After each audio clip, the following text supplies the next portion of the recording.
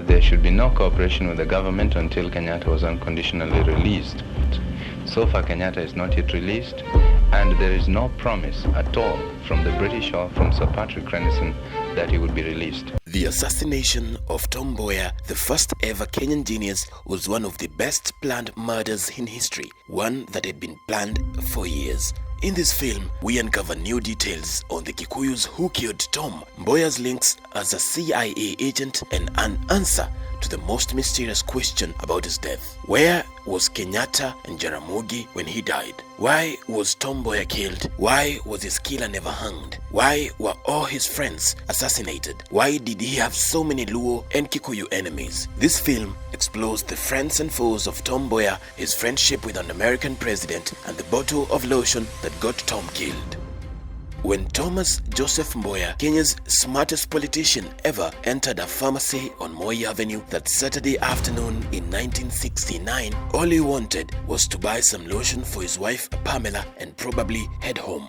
But a few moments later, as he steps back into the chilly July afternoon street, a man appears from the shadows and two gunshots rang through the calm Moi Avenue air, then known as Government Road. The pharmacy belonged to an Indian lady, Mohini Chani, who was inside the shop chatting with Tom as he stood on the street ready to leave. People panicked and fled screaming, and Tom Mboya, only 38 years old, dropped to the ground with a stream of crimson blood oozing from two holes in his chest where he had been shot, staining his sweet jacket as he lay on the cold stomach fighting for his dear life. The gunman, who we will get to know shortly, disappeared back into the shadows as passers-by scattered in confusion. Tom was still breathing, drowning in a pool of his own blood when an ambulance arrived moments later. It would appear that the efforts to save the life of Kenya's first minister for economic planning and development would begin and end in that ambulance on the way to the Nairobi hospital.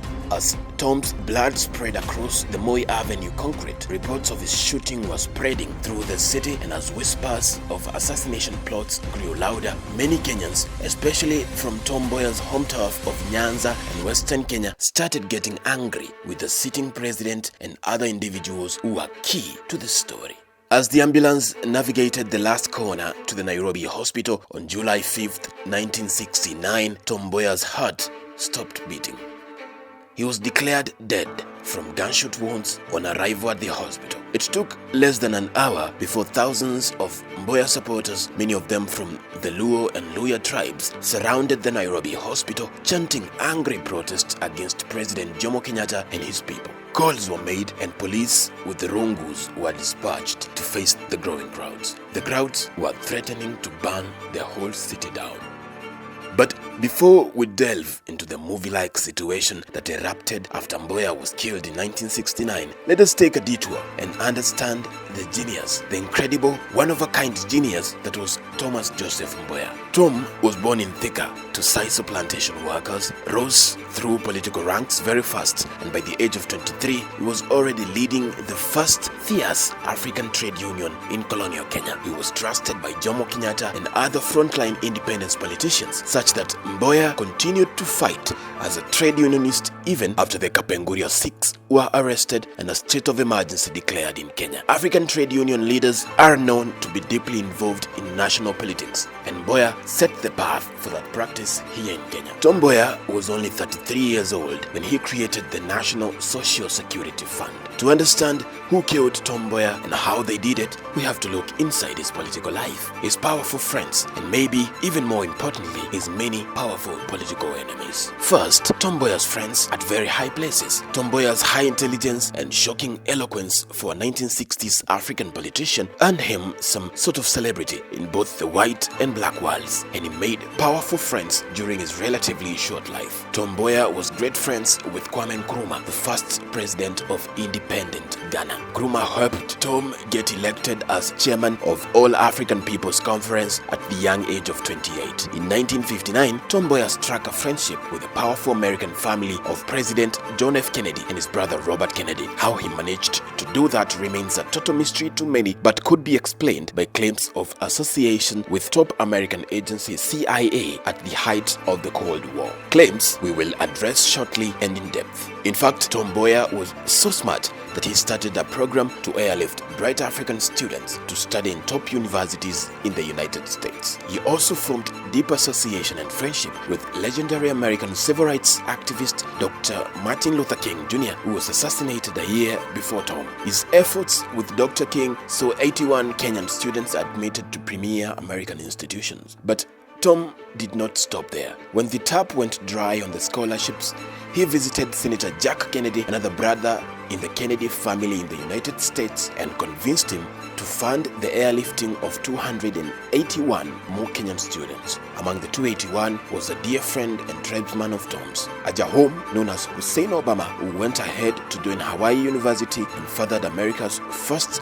black president, Barack Obama. Nobel laureate Professor Wangari Maathai also benefited from the Tom Mboya airlifts. In 1963, as Tom Mboya was working on Kenya's first social security scheme, NSSF, his friend, US President John F. Kennedy, was assassinated by a lone gunman, and Tom traveled to the United States to bury Kennedy, not knowing that his own death would come in that similar fashion. And just like with Obama and Kennedy brothers, Tom's enemies were both local and international. He was a darling of British television and American tabloids, being the first Kenyan ever to appear on the coveted cover of Time magazine. As seen in this clip, Tom was an African socialist, preferred by many, and he preferred to borrow qualities from both capitalist and communist ideologies without overindulging in either of them. This made him powerful communist enemies in the then powerful USSR and their affiliates in Kenya. One of those affiliates was Kenyatta's second-in-command, Jaramogi Oginga Odinga, Tom Mboya's fierce political enemy and a known communist agitator in the region. The New York Times described Odinga as an emotional radical tribalist politician in an article after Tom Mboya's assassination in 1969. The Kenyatta government benefited heavily on money donated by communist governments of China and Russia during the Cold War.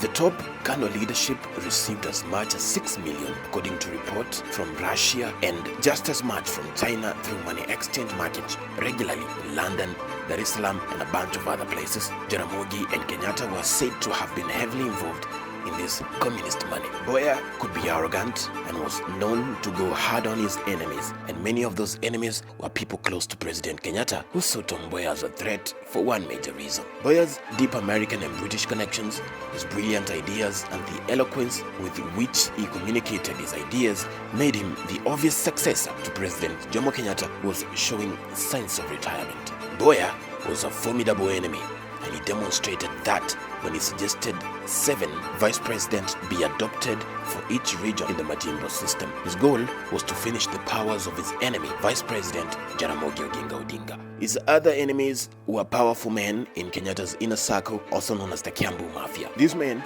saw Mboya's ideas and saw them as growing influence and as a threat to the massive looting and state plunder they were carrying out during the 1960s. But before we get to Tom Mboya's final 2 years, let us look at another aspect of his life that could have gotten him assassinated. In the 1960s, the Cold War, an economic war fought by trade bans and sanctions between Western capitalists and Russian South American communists, was raging, and Africa was caught in the crossfire. A young Tom Mboya, popularly known as TJ, is said to have been identified and propped up by the American Central Intelligence Agency CIA as Kenya's next president, to counter a smoother growing Russian influence within Kenyatta and Jaramogi Odinga circles.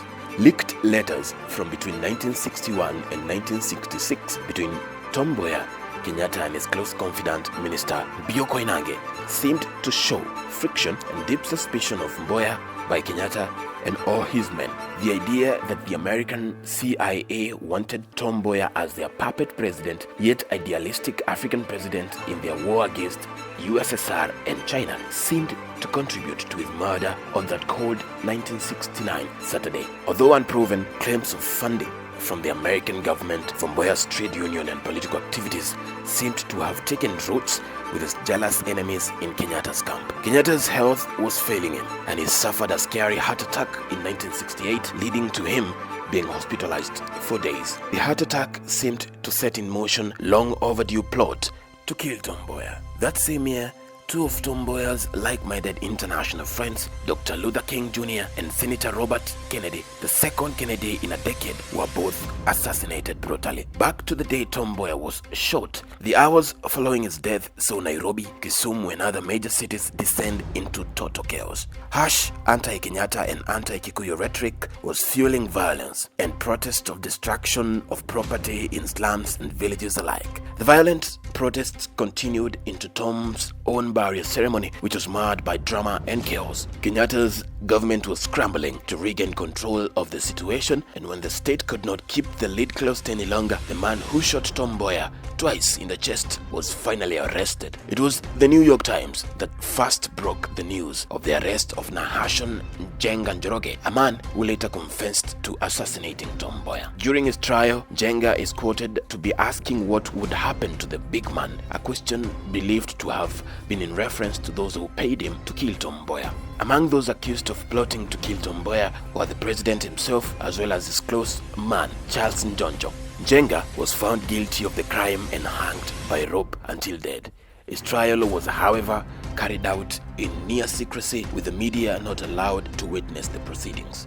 The files containing the assassin's trial have since disappeared from the National Archives. There, however, have been media reports that this man has never been hanged by Kenyatta as alleged, and that he has been cited multiple times in Zambia and neighboring Ethiopia. Many of those who claim to have seen Tom Mboya's dead killer have also been said to disappear mysteriously. The death of Tom Mboya has raised many theories on who might have killed him, but his extraordinary leadership qualities and his outspoken opposition to communist influence in post-independence Kenya show a strong motivation to end his life. Tom Mboya's assassination killed his brilliant plan for Kenya and opened the floodgates to more political assassinations and an era of tyrannical leadership that Kenya struggles with to date. His footprints in life produced presidents, Nobel winners, and leaders of the new generation. His death altered the course of Kenyan politics forever.